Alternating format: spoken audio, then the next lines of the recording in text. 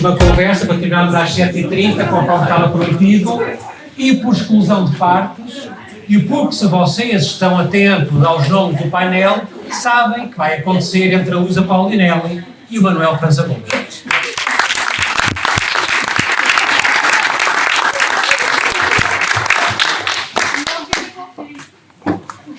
O melhor?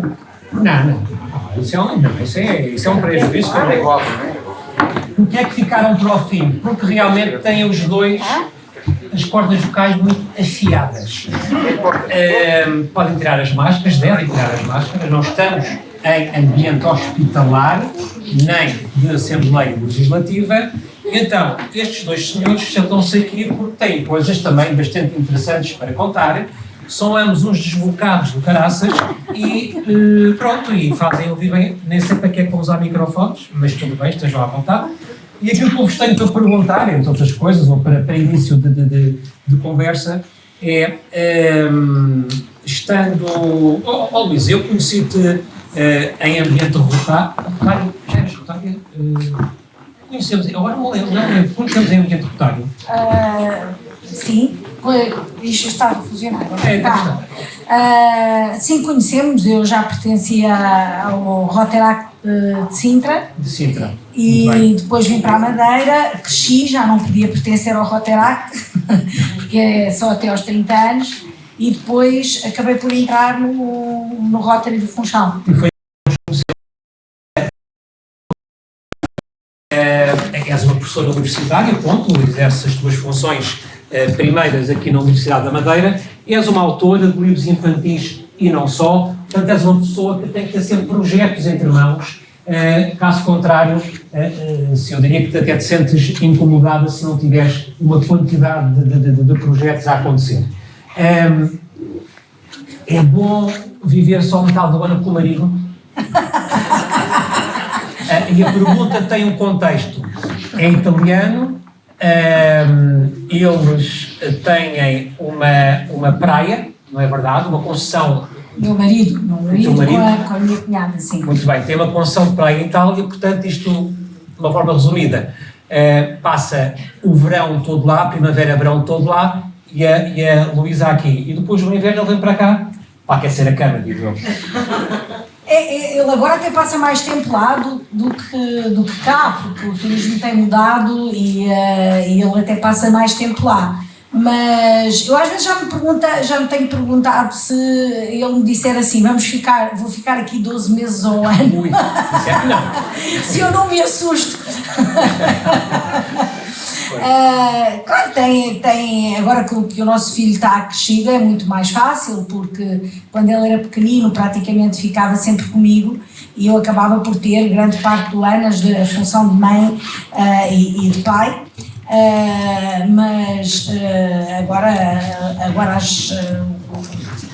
a responsabilidade da educação dos jovens já passou e ele agora até estuda em Itália, por isso até o meu marido se apercebeu mais de como era criar um filho, porque até ali o frete tinha sido meu.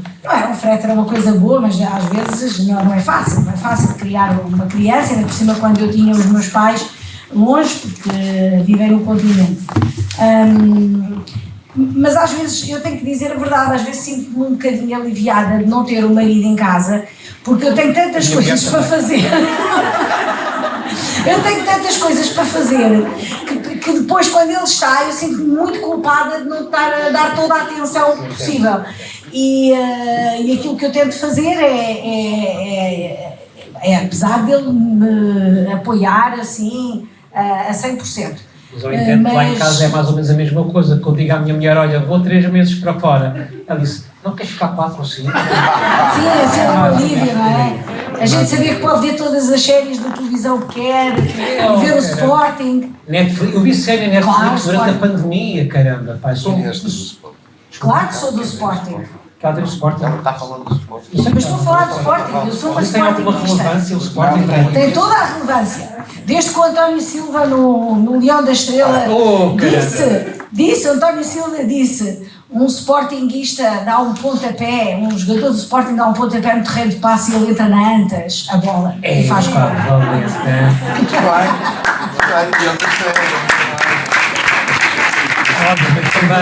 Mas também nas gravuras de Foscoa foram lá encontradas umas imagens dos últimos troféus que vocês ganharam. Sim, o Sporting é como uma boa aristocracia, vai-se ganhando e vai-se perdendo. Muito bem, sim senhor. Como é que uma pessoa tão divertida, tão bem disposta, tão engraçada para com a vida faz num sítio tão cinzento, tão cheio de poeira, tão aborrecido, tão nhanhanhã como a Assembleia Legislativa da Madeira? Bem, eu estive lá um ano por causa apenas pedi suspensão por causa da minha carreira universitária e é neste momento aquilo que eu estou a fazer e que me empenha. Mas aprendi imenso na Assembleia Legislativa. Aprendi a falar dentro do tempo. É uma forma de disciplina? Sim, uma forma de disciplina. Aprendi que muitas pessoas estão lá e acham que aquilo é uma espécie de comédia. Circo? De comédia, dizem mesmo, estamos aqui, estamos a fazer um determinado papel. Aprendi também que as mulheres ainda continuam a ter um papel muito difícil dentro da política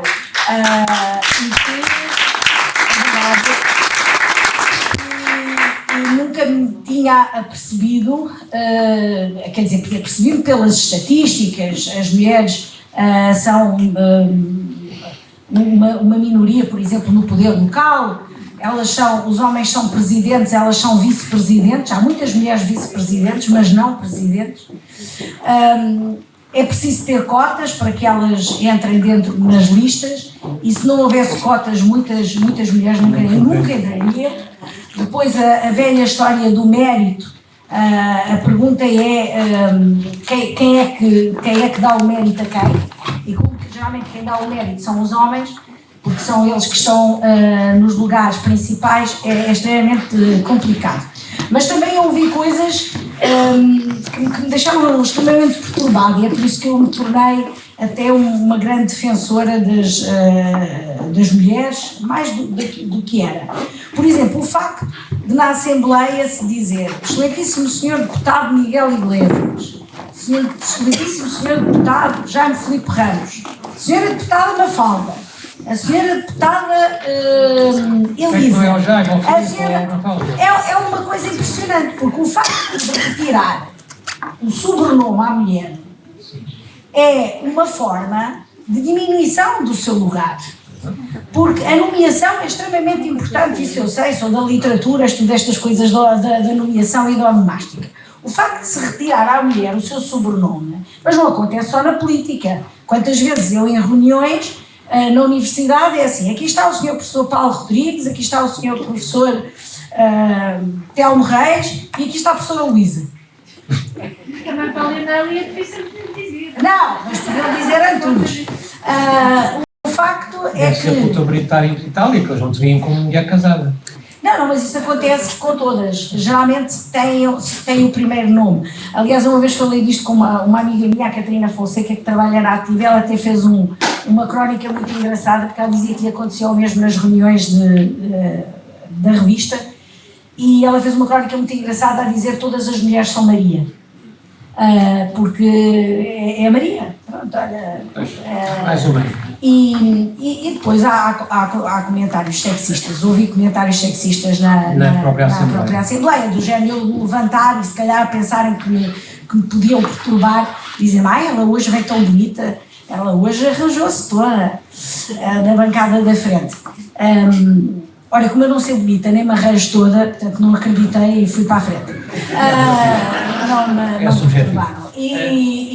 Ou dizerem, por exemplo, alguém dizer que é preciso reforçar as políticas de natalidade e depois alguém lhe responde que se era assim, para que é que ela estava ali, ela devia estar em casa a aumentá-las. Ainda existe esse tipo de... Existe, infelizmente. Mas pronto, estamos aqui, é uma luta. Para não sairmos da esfera da Assembleia Legislativa, já agora, para dar a palavra aqui ao querido França Gomes, tu não fazes a coisa por menos. Fazes uma queixa-crime contra o José Manuel Rodrigues. Não receaste pela saúde dos teus ossos? Não? Esse é o microfone que vais falar? Não, eu penso que não preciso, que eu consigo falar algo, mas está tema. Não, isso aconteceu num contexto muito particular na altura. Eu sei.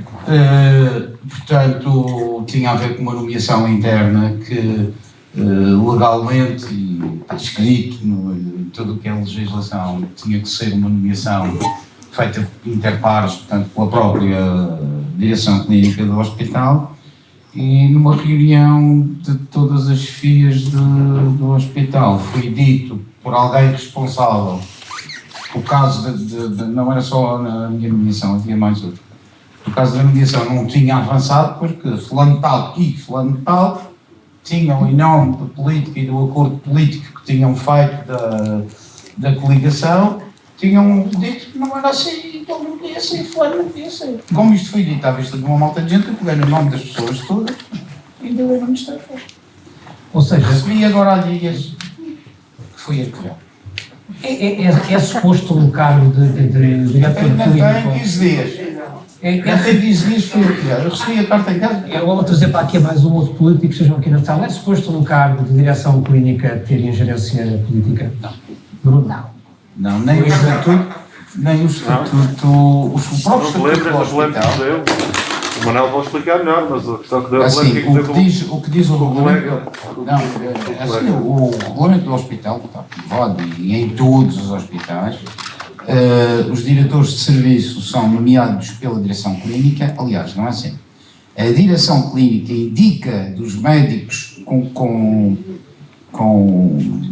categoria para poderem ser diretores de serviço, por exemplo, no primeiro serviço éramos 4, mas os outros 3 nem queriam, era eu que estava indicado, portanto a direção clínica indica ao Conselho de Administração um nome para o serviço X e o Conselho de Administração dá posse.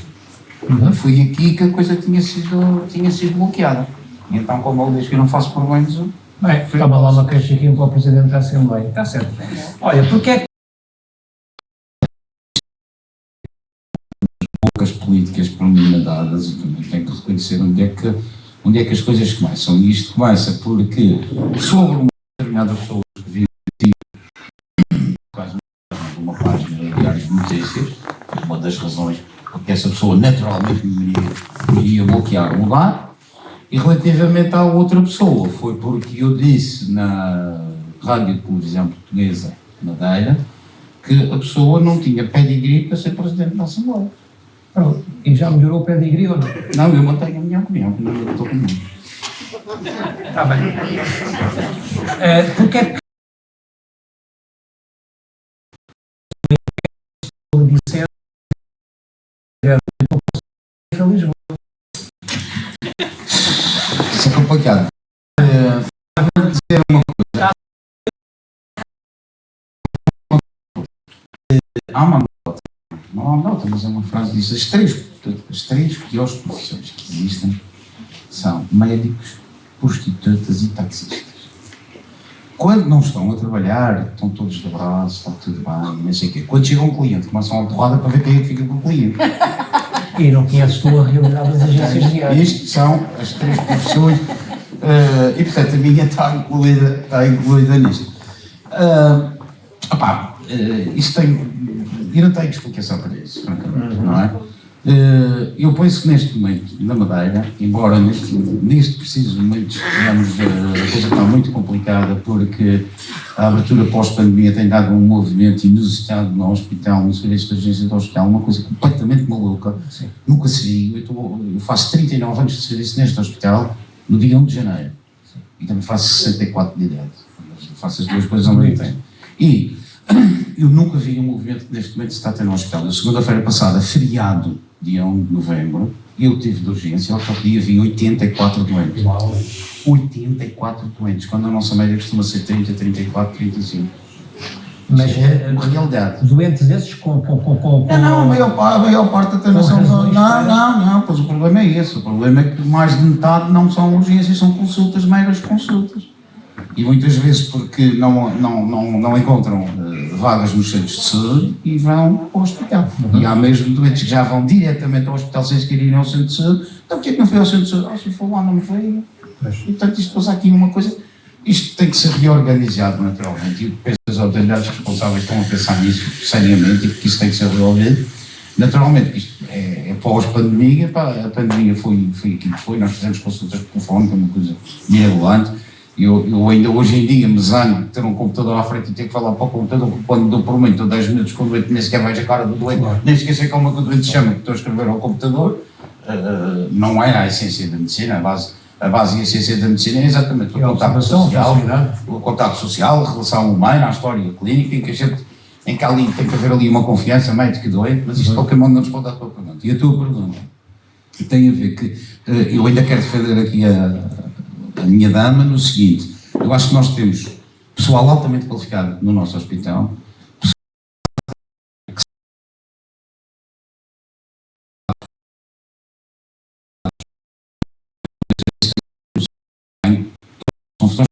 eventualmente no serviço, mas em termos de trabalho, os resultados estão à vista aí. O Funchal não anda aí cheio, desculpem o termo, não anda aí tudo cambado ou tudo de cadeira de rodas ou de canaviados. Nós trabalhamos, nós fazemos, nós endireitamos, por isso também nós fazemos tudo pelo melhor. Eu tenho aqui 2 doentes meus, um ajudei a operar, o outro infelizmente as coisas foram impossíveis, mas de qualquer modo também fui meu, aliás, ela pedaço de comer. O chefe Otávio era deficiente, era uma deformidade da coluna, fui operado. As escolioses que temos feito aqui na Madeira, neste momento eu tenho 24 escolioses feitas na Madeira, nos últimos 5 anos.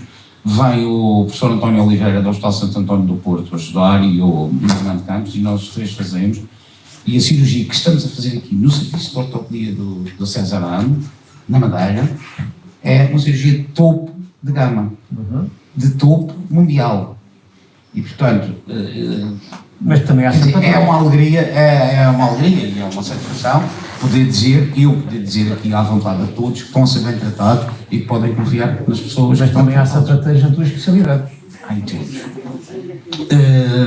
Relativamente ao facto das pessoas irem para lá, isto é muito complicado de dizer. Há doenças que, efetivamente, por exemplo, aquelas doenças piores que ninguém quer ter, hoje em dia existe o Champal-Limão, existe o Estado de Timor, com ligação direta ao IPO do Porto, portanto há ali que são efetivamente são coisas importantes. Mas eu em 5 anos, eu sou filho único.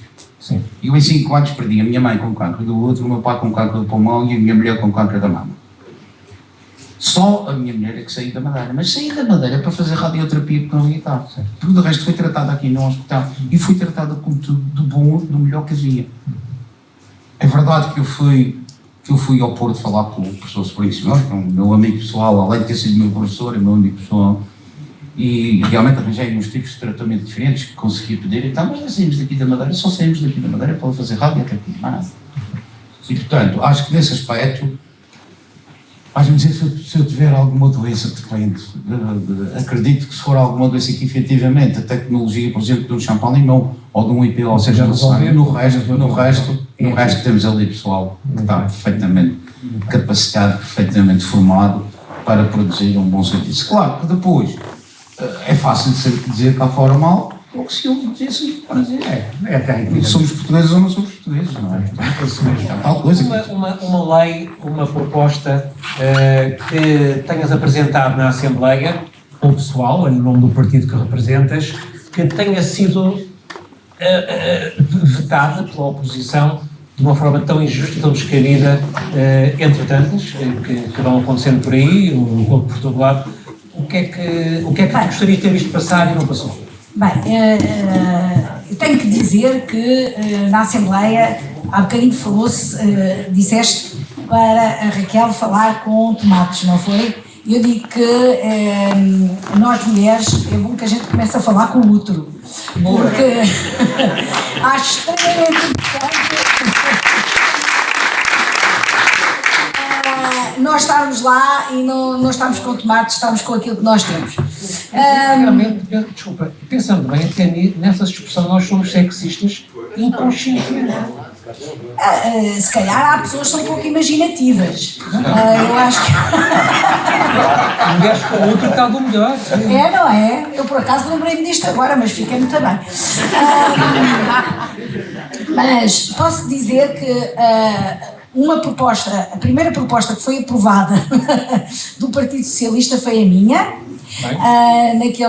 No ano em que eu estive na Assembleia, fiquei muito contente, que foi a celebração na região do Dia Regional dos Arquivos e do Património Documental. Porque nós pensamos só nas bibliotecas, mas nós não nos lembramos que é preciso também um grande apoio dos arquivos que são pessoais e que estão em casa das pessoas e que muitas vezes as pessoas não sabem o que é que onde fazer deles, mas também porque temos um património extremamente valioso e se nós não respeitarmos o nosso passado que está nesses documentos, então nós não conseguimos nem respeitar o hoje, nem respeitar depois aquelas que são as gerações que vêm a seguir. E fico muito feliz disso ter passado. Claro, passou porque não implicava dinheiro no orçamento, estão a perceber? Era assim uma coisa absolutamente inofensiva. Fiquei muito triste não ter passado na altura, quando foi da pandemia, o apoio aos artistas, às associações e aí talvez tenha sido a proposta que fiz que mais tristeza me deu ver chumbada, porque era um momento extremamente importante. Eu sei que havia uns concursos extremamente burocráticos. Nós sabemos como é que são os artistas. E o artista nós temos muita ideia de que o artista está lá para nos entreter e nós batemos as palmas. Mas o artista tem que comer, tem filhos, tem família, tem casa. E isso não só o artista, aquele que vai para o palco, mas também todos aqueles que estão atrás. Esta proposta tinha isso, que eram os técnicos que estavam atrás, técnicos de som, técnicos de audiovisual, mas também tinham os escritores. Porque a gente escreve, nós os dois escrevemos, sabemos, não vivemos disso, gostaríamos muito de viver.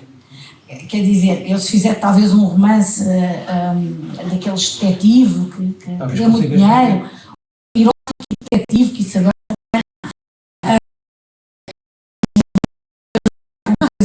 que tens mais jeito. A gente pode se juntar, eu faço policial e tu fazes, a gente para e consegue.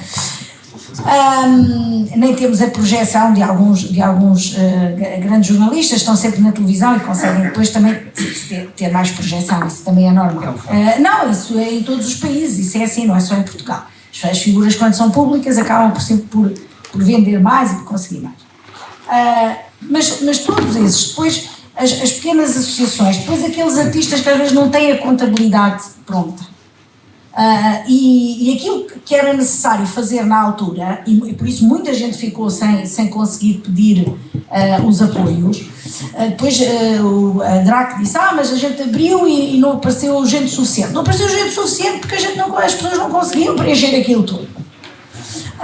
E depois também aqueles que são, a gente às vezes não se lembra, mas por exemplo os artistas de espetáculos dos arraiais, essas pessoas sofreram imenso, porque muitos deles até têm músicos com eles, têm bailarinas, têm técnicos de som, e isso foi muito complicado, foi uma época muito complicada, e talvez isso tenha-me ficado, por eu ser da área da cultura, tenha ficado uma mágoa por causa disso, e pensar, talvez conseguisse defender melhor, não sei, tudo que me teria dinheiro, depois é sempre muito complicado aceitar isso da oposição.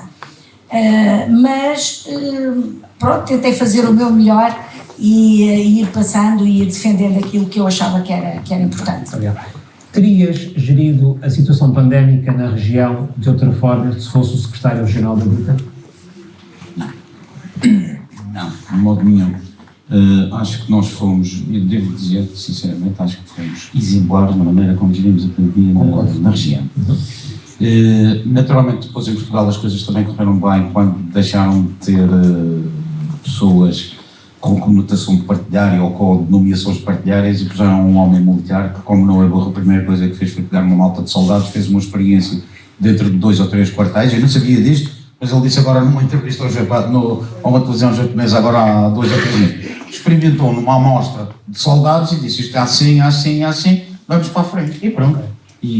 Mas isto é a nível nacional. A nível regional acho que foi muito bem gerido. Eu lembro, ou relembro, as pessoas que o Presidente do Governo Regional quis fechar o aeroporto uma semana antes. Sim, recordo-me disso.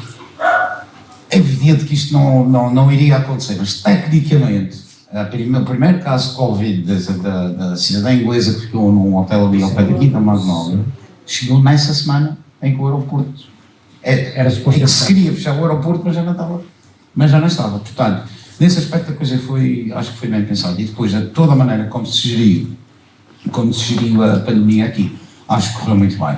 Eu, particularmente, no meu serviço, tive até por 2 vezes o problema. Eu tenho um serviço que é o 6º andar, portanto, tenho o lado nascente e o lado de poente, e eu, por 2 vezes, tive que fechar o setor, por acaso foi o setor nascente das 2 vezes, por casos positivos, durante 15 dias. O que implica que eu, em vez de ter um serviço de 60 camas, passei a ter um serviço de 15. Desculpa. Passei a ter um serviço de 15 camas e a gente tentou gerir, aquilo foi complicado, mas a verdade é que as coisas aconteceram. E mesmo nos outros serviços que foram fechando e coisas, eu tive doentes da medicina no meu serviço, tive doentes da cirurgia no meu serviço, portanto nós fomos dividindo aquilo, calma e serenamente, as coisas os setores foram fechando, houve setores a fecharem, etc. Mas foi correu tudo bem, nesse aspecto correu tudo bem. Agora tivemos sempre números muito aceitáveis para a população que temos, acho que isso foi notório. E o sistema de vacinação, naturalmente entrando já também com alguns exemplos vindos do continente, mas a verdade é que a vacinação correu também muito bem, está a correr tudo muito bem. E neste momento estão ainda a fazer a vacinação, só há o problema que foi justamente desde a gripe, mas as da... Sim, mas agora, por acaso agora estou-lhe a perguntar, por curiosidade, porque eu hoje estava agora a ler ali no jornal do Diário de Notícias a dizer que é um sucesso como estão a funcionar as discotecas e ao mesmo tempo nas escolas temos escolas a fechar por contágio. É melhor, as nossas escolas deviam ser mais como as discotecas. Professora, Pôr música e eu estou plenamente de acordo consigo e vou-lhe responder indiretamente, digamos assim. Bem, claro que as discotecas abriram os bares, naturalmente há mais contactos e há mais pessoas. Para responder concretamente à pergunta, vou responder indiretamente como eu disse. Há dias um indivíduo muito meu amigo, pessoa dita responsável e até conhecida de muitas das pessoas que estão aqui, chegou ao meu pai e disse: não, agora vão vacinar os pequenos dos 12 aos 15 anos. E disse assim: olha, os bigémeos têm 10 e só não são vacinados porque não têm 10 anos. Se a vacina fosse aos 10 anos, os gajos já estavam vacinados aos 12. É só que assim, indiretamente penso responder à sua pergunta. As escolas neste momento estão a ter casos positivos porque os pequenos já foram vacinados. Por isso, simplesmente. Eu, por acaso, os meus acabaram por já ter Covid, acabaram por já ter ser positivos. Eu posso só dar uma mulher, só um minuto. Eu já tive em casa a família toda, a minha mulher, a minha filha, os gêmeos e a minha sogra, tudo positivo. E eu dormi com a minha mulher todas as noites, abraçadinho, brinquei com os pequenos todos os dias, tive que ficar 15 dias em casa e nem tive Covid nenhum. Mas talvez... Fiz 4 testes nesses 15 dias. Por exemplo, em Itália é obrigatório, as crianças com 10 anos também foram vacinadas. Mas é obrigatório os professores terem sido vacinados. Em Itália é obrigatório para trabalhar. Mas os professores aqui estão a ser vacinados. Não, mas é obrigatório. Mas lá é obrigatório. É obrigatório, aliás, a região da Toscana neste momento tem 340 e tal professores que não trabalham porque decidiram não vacinar-se. Ficam em licença sem eu acho que os professores têm que ser vacinados. Exatamente. O pessoal sanitário auxiliar. Também, os médicos. Também para irem trabalhar precisam de ter a vacina. Se calhar também é preciso, nós temos aqui a coragem de o exigir. Nesse aspecto concordo, é evidente. Sim, ias terminar a concluir o teu raciocínio. Não ia terminar o raciocínio, concordo que os professores e os auxiliares, da mesma maneira que os auxiliares do hospital e o pessoal todo do hospital é obrigado a ser vacinado, também nas escolas, naturalmente que sim, porque senão os miúdos vão apanhando, vão ficando positivos. E depois, o problema, deixa-me só dizer isto, o problema é que o miúdo de 10 anos vai positivo para casa, fala com a avó de 85 E já temos um sarinho. Exatamente. Muito obrigado. Eu agora chamo aqui ao palco o staff do Seven Talks. Muito obrigado, Luísa. Muito obrigado, Manuel. Muito obrigado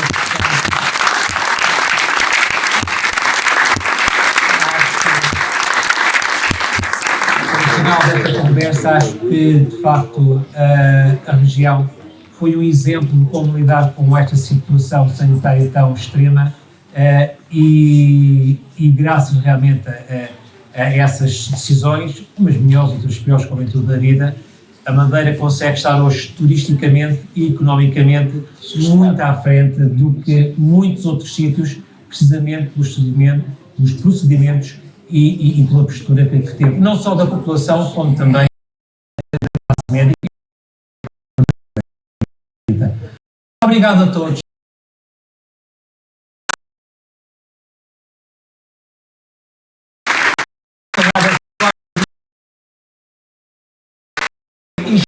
A equipa organizadora ao palco também quer agradecer.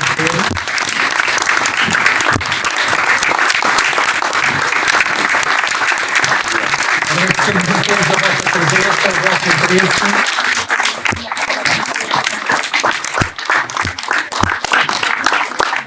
Acho que foi uma excelente edição. Obrigado uma vez mais aos nossos oradores, ao nosso público. Esperemos cá estar na quinta edição, apesar destas coisas andarem sempre são coisas muito dinâmicas também. Esperamos cá estar na próxima edição, na quinta, portanto, no próximo ano. A todos dou-vos um abraço e muito obrigado pela vossa paciência. Esticou-se um bocadinho mais no tempo, já sabíamos que ia acontecer. Obrigado. Boa tarde.